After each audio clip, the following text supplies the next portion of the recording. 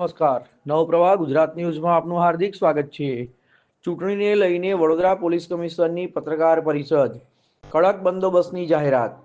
વડોદરા શહેરમાં આવનારી ચૂંટણીને ધ્યાનમાં રાખીને પોલીસ કમિશનર નરસિંહા કુમાર દ્વારા પત્રકાર પરિષદ યોજાઈ હતી, જેમાં શહેરોમાં કાયદો અને વ્યવસ્થા જળવાઈ રહે તે માટે ખાસ સુરક્ષા વ્યવસ્થાની માહિતી આપવામાં આવી હતી. પોલીસ દ્વારા સંવેદનશીલ વિસ્તારોમાં વધારાનો બંદોબસ્ત ગોઠવવામાં આવશે, તેમજ પેટ્રોલિંગ, ચેકિંગ અને સર્વેલન્સ વધુ સખત બનાવાશે. સાથે જ મતદારોને નિર્ભય બની મતદાન કરવા માટે અપીલ કરવામાં આવી હતી.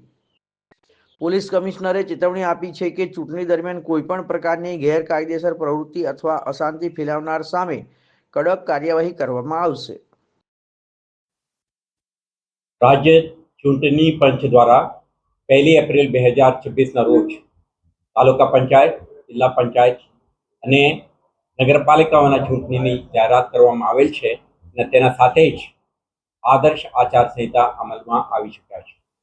તે દિવસથી જ શહેર પોલીસ સમગ્ર શહેરી વિસ્તારમાં અને સાથે સાથે એજીસમાં આવતા તાલુકા પંચાયત અને જિલ્લા પંચાયત જ્યુરિસ્ડિક્શનમાં ઇલેક્શન સંબંધિત પ્રક્રિયા એક શાંતિપૂર્ણ માહોલમાં સંપન્ન થાય તે માટે ગતિમાન બનીને કેટલાક એક્ટિવિટી શરૂ કરી દીધી.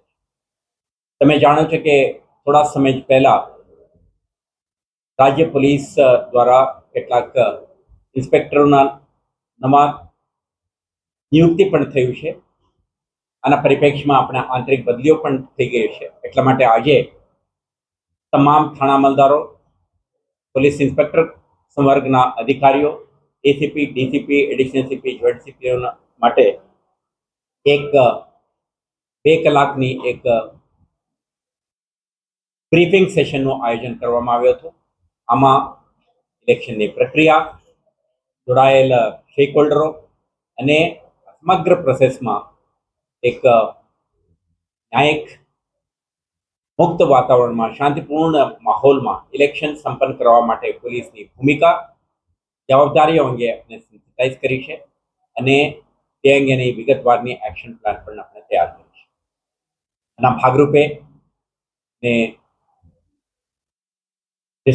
શહેરના જે રિટર્નિંગ ઓફિસર, અસિસ્ટન્ટ રિટર્નિંગ ઓફિસરો અને અન્ય સ્ટેક હોલ્ડરો સાથે મળીને આખા એક્સરસાઇઝ હાથ ધરવામાં આવી રહ્યું છે અને પોલીસ દ્વારા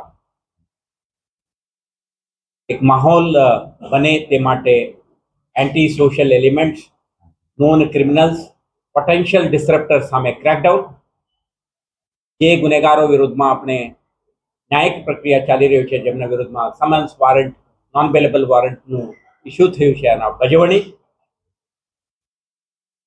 અને જે લાયસન્સ ધારકો છે, હથિયાર રાખે છે સંરક્ષણ માટે, પાક રક્ષણ માટે કે અન્ય પ્રવૃત્તિઓ માટે, એવા હથિયારોના દુરુપયોગ ના થાય, કોઈ પણ રીતે ઇલેક્શનને ઇમ્પેક્ટ ના કરે તે માટે એના જમા લેવાની પ્રક્રિયા અને સાથે સાથે સમગ્ર શહેરમાં ક્રિમિનલ એલિમેન્ટ્સ મૂવમેન્ટ ના કરી શકે અને ડિસરપ્ટ ન કરી શકે તે માટે 11 જેટલા ચેકપોસ્ટને સક્રિય બનાવીને સઘન ચેકિંગ, આવા પ્રવૃત્તિઓ સાથે જોડાયેલા નોન ક્રિમિનલ્સ ઉપરનો આપણા જે વોચ સક્રિય બને તો એમના વિરુદ્ધમાં ફર્મ એક્શન માટે આપણે એક્શન પ્લાન બનાવીને અધિકારીઓને સૂચના આપી છે. અત્યાર સુધી ઓલરેડી ગતિમાન બનીને આપણે 25%થી વધારે હથિયારો જમા થઈ ગયા છે.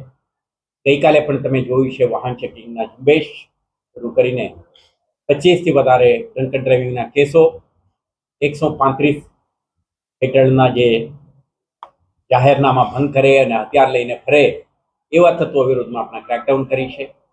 તો આવતા દિવસોમાં પોલીસની હાજરી, વિઝિબિલિટી અને ડોમિનેશનમાં વધારો થશે અને સાથે સાથે ઇલેક્શન પ્રક્રિયા દરમિયાન returning officer, assistant returning officer અને અન્ય સ્ટેક હોલ્ડર સાથે સંકલનમાં રહીને સમગ્ર પ્રોસેસની ઇન્ટિગ્રિટી, એક પારદર્શક અને રાજ્ય ચૂંટણી પંચના સૂચનાઓ મુજબ કરવામાં આવે તે અંગે પોલીસ આપણા ભૂમિકા, આપણા જવાબદારી નિભાવવા અંગે આખા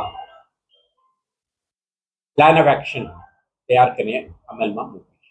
આવતા દિવસોમાં જે શહેર પોલીસ દ્વારા જુદા જુદા ક્ષેત્રમાં જુદા જુદા હેડ હેઠળ કરવામાં આવી રહેલ કામગીરી અંગે તમને વખતો વખત જાણકારી આપીશું અને એક ઇમ્પેક્ટફુલ કામગીરી કરીને સમગ્ર પ્રક્રિયા શાંતિપૂર્ણ માહોલમાં સંપન્ન થાય.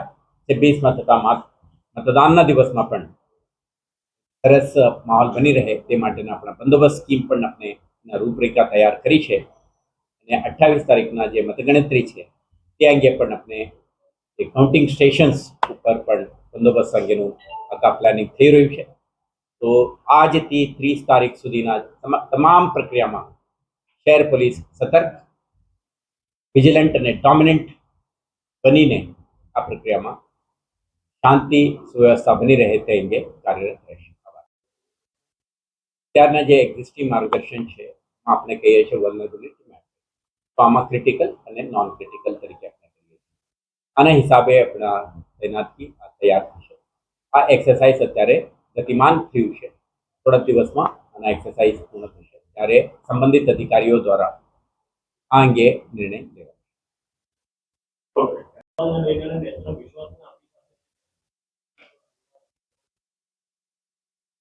રાજ્ય ચૂંટણી પંચના માર્ગદર્શી સૂચના મુજબ જે રેવન્યુ વિભાગના અધિકારીઓ છે એમના સાથે પોલીસ અધિકારીઓ જોડાઈ જઈને વલ્નરેબલ વિસ્તાર ક્રિટિકાલિટી એસેસમેન્ટમાં જે એક્સરસાઇઝ કરવાનું રહે આમાં પણ આપણે હિસ્સો બનીશું અને તે અંગેને એક્સરસાઇઝ થઈ રહ્યું છે.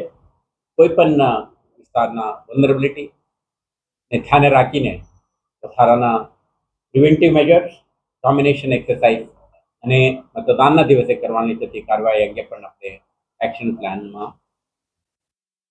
તૈયારીઓ કરી ચૂક્યા છે.